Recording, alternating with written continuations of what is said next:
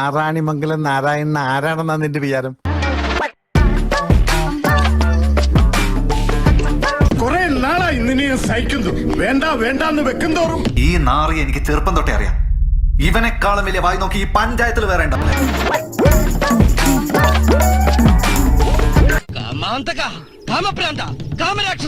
ഞാൻ ഇങ്ങനെ കിടന്നപ്പോഴത്തേക്ക് ആരെങ്കിലും അപ്പുറം ഇപ്പുറം ഇങ്ങനെ കൈവച്ചിട്ടുണ്ട്. അതൊരു ഞരമ്പ് രോഗിയാ.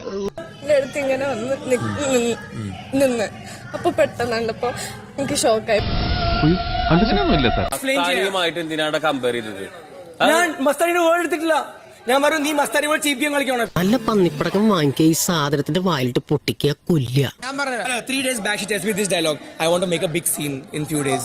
I want to make a big scene. എനിക്കറിയാൻ തന്നെ ചോദിക്കും, അതൊക്കെ എന്ത് സുഖം ഇതിനകത്ത് കിട്ടുന്നത്? വന്നപ്പോ തുടങ്ങിയാണല്ലോ. ദിവസങ്ങൾക്ക് മുൻപ് ഇങ്ങനെ ഒരു കാര്യം വലിയൊരു ഇഷ്യൂ ആക്കും എന്ന് തന്നെ പറഞ്ഞിരുന്നു. ഇങ്ങനത്തെ കാര്യങ്ങൾ ഒരു വലിയ ഇഷ്യൂ ആക്കണം. നിനക്ക് അഹങ്കാരം വളരെ കൂടുതലാണ്. എന്തിനാണ് ഇപ്പൊ വഴി കൂടെ പോണ വയ്യാവലിയായിരുന്നു വാങ്ങണത്? അയ്യോ, അതിപ്പോ പുതിയതൊന്നും അല്ലല്ലോ, ഇവന്റെ സ്ഥിരം പരിപാടിയല്ലേ. ക്യാമറ പെടും, നീ പെടും. ഞങ്ങള് ഡിസ്കഷൻ പറഞ്ഞിരുന്നു. എന്തുട്ടീ ശവൻ കാണിച്ചു വിട്ടണേ?